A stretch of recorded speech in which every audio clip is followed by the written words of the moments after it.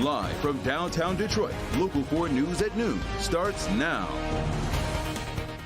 More reaction pouring in today on the first of its kind trial of Jennifer Crumbley. Today, more information on what deliberations were like for the jurors. Thank you for joining us today. I'm Nick Monticelli. And I'm Rhonda Walker. The guilty verdict came down just after 1:30 yesterday afternoon. And since we've heard from local leaders, we've heard from legal experts, family members of some of the victims of the Oxford shooting, Sean Lay joins us now with more today as one of the jurors in that trial continues to speak out about how they reached the verdict. Rhonda and Nick, you're exactly right. We continue to talk about the Jennifer Crumbley verdict because it could impact any parent in any neighborhood at any time being held criminally responsible for what your child does. And you're right, the jury foreperson is again speaking out today. She gives us a look inside the jury room on the deciding factor of their guilty verdict. One jury member in the Jennifer Crumbley trial, the foreperson, continues to speak out after Tuesday's landmark verdict. Her name is Alex. She's a local hairdresser. She is giving us her first name only, but not her last name, due to privacy concerns. But she is willing to share how the jury came to its guilty verdicts after a day and a half of deliberations to find Jennifer Crumbley responsible for the deaths of Hannah St. Juliana, Madison Baldwin, Justin Schilling, and Tate Meir at the hands of Crumbley's 15-year-old son. The jury foreperson in New York this morning for an exclusive interview with the Today Show says it all came down to one piece of evidence. Jennifer didn't separate her son from the gun enough to save those lives that day. All right, back here live, Jennifer Crumbley, not sentenced yet. That'll happen April the 9th. Checking with local legal experts, she could get probation, no prison time at all, or more than likely get 7 to 15 years. Much more, Nick and Rhonda, from that jury foreperson on the Today Show today. That'll be at 5 o'clock tonight. Also, I'll be on Local 4 Plus at 12:30 with Christy McDonald, breaking down much more of this landmark verdict. Back to you. Sean, thank you. You can find complete in-depth coverage on the Jennifer Crumbley trial right now and click on Detroit.com. There you can read moment-by-moment updates about what happened each and every day. You can also find deep dives into some of the notable moments from that trial. We have an update on breaking news that we brought you this morning out of Ann Arbor. A police standoff at the Victory Inn on Washtenaw Avenue has ended with at least one arrest. The Washtenaw County Sheriff says a father armed with guns along with a second suspect forced their way into a home, attacked people inside, and kidnapped the father's 2-year-old. Police then tracked them to that Victory Inn, and after a brief standoff, the father was taken into custody. As for the second suspect, police say that they are unsure where that person is. We're told the child was taken and is okay. We'll continue to keep you updated. Auburn Hills police are still looking for help in finding a 1-month-old who may be in danger. Eliza Prowell-Smith was last seen Friday at an apartment complex on South Boulevard in Auburn Hills. Police believe the infant is with her mother, Amanda Prowell-Smith, who has a history of mental illness. If you happen to know where they might be, please call the Auburn Hills Police Department or Crime Stoppers at 1-800-SPEAK-UP. Governor Gretchen Whitmer is presenting her budget for the next fiscal year today. Her presentation started about an hour ago, and she focused on funding for free universal preschool and free tuition for associate degrees from Michigan community colleges for every high schooler. She also proposed that $1 billion should go towards fixing Michigan roads. We'll have a detailed report today on today's budget talks on Local 4 News at 5 o'clock.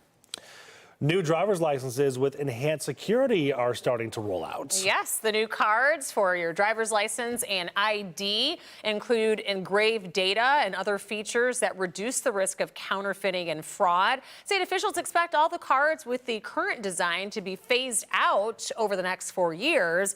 It's worth noting all current licenses and state IDs are still valid until their expiration date.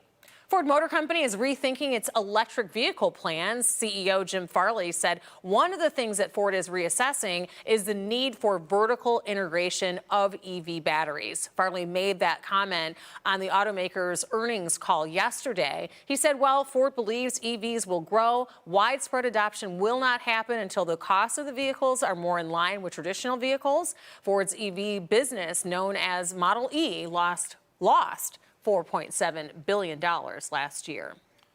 In the weather department, I don't think I've ever been so excited to get through a Wednesday and just get to Thursday. Exactly. I don't care about today anymore. Let's just see those temperatures for tomorrow. Yes, actually. we started off the morning in the 20s, but we're not going to see temperatures that cold anymore for a little while. At least for a little bit, as temperatures tonight will fall into the 30s. But for now, we've had quite a bit of cloud cover pumped in from west to east. But on the far east side here in the city, we've had a few peaks of sunshine. So overall, we've been calling it partly sunny because check this out, looking really nice in downtown Detroit. But if you're one of our western suburbs, you probably have a bit more cloud cover. But 44 right now in Detroit, 42 in Howell, same in Pontiac, Monroe, 41 degrees. And winds are still on the lighter side, calm if not light out of the southwest. So it is an upward tick, very small. We knew that we would only be a few degrees warmer this afternoon, and here we are at the lunch hour, ranging from about 2 to 5 degrees warmer across the area.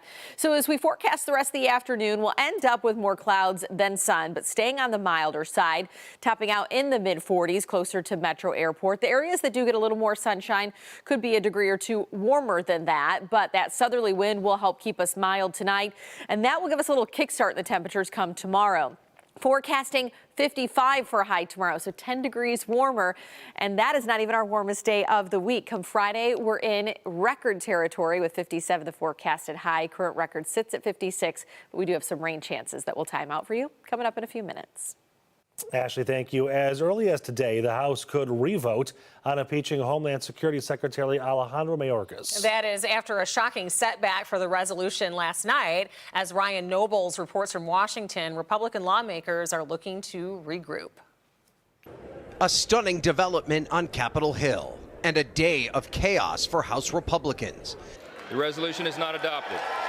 Who were hoping to impeach Homeland Security Secretary Alejandro Mayorkas. Holding on to a razor-thin majority, there were a few Republican defections, but they still thought they had enough votes. That was until Democrat Al Green, recovering from surgery, made a surprise appearance, providing Democrats an extra vote, enough to kill the measure. They may have been caught a little bit off guard. And moments later, Speaker Mike Johnson also failing to marshal enough support for another big Republican push, an Israel military assistance bill. The GOP already vowing to bring the Mayorkas impeachment articles up for a vote again soon. A spokesperson for DHS calling on Republicans to, quote, abandon these political games and instead support the bipartisan national security agreement in the Senate. That bill, designed in part to confront the growing crisis at the southern border, is stalled. A frustrated President Biden placing the blame on Donald Trump. He wants a political issue to run against me on. But Republicans who begged for changes at the border now arguing this package would make the situation worse. This does more harm than good. The result is the best and only hope of any type of border reform is effectively dead, while the crisis at the border continues to grow with no solution in sight. That was Ryan Nobles reporting. We're still waiting to see when and if another impeachment vote will be held. But if it is held and the motion passes this time, it's unlikely the democratically controlled Senate would vote to convict Mayorkas.